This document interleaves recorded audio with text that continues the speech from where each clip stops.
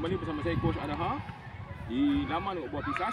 So ini adalah merupakan kit yang keempat dengan panjang 54.2 meter yang kita kategorikan sebagai par 4, bentuk L ke kiri. Dan saya akan buat pukulan pertama.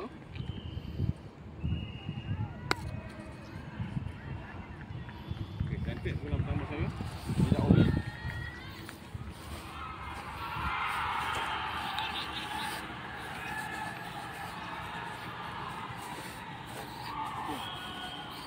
So, pukulan kedua saya akan buat ke arah, terus ke arah langit. Boleh ambil ke depan.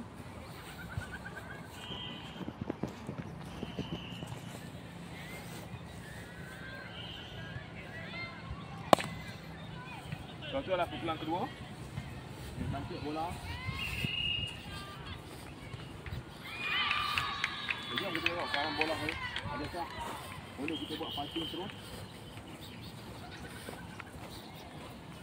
Ada enggak panas hari ni? Nampak macam ada angle untuk saya buat pukulan terus.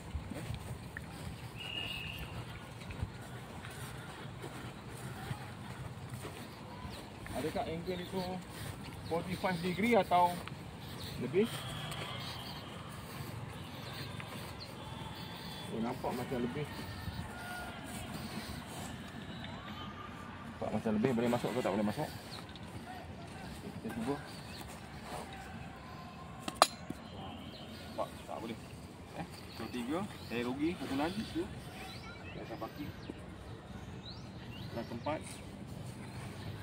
Ini ada angle. Pukulan kelima. So untuk ini saya dia membuat 5 pukulan lebih 1 pukulan, iaitu yang kita katakan sebagai bogey. Okey. So jadi 5 pukulan saja. Terima kasih.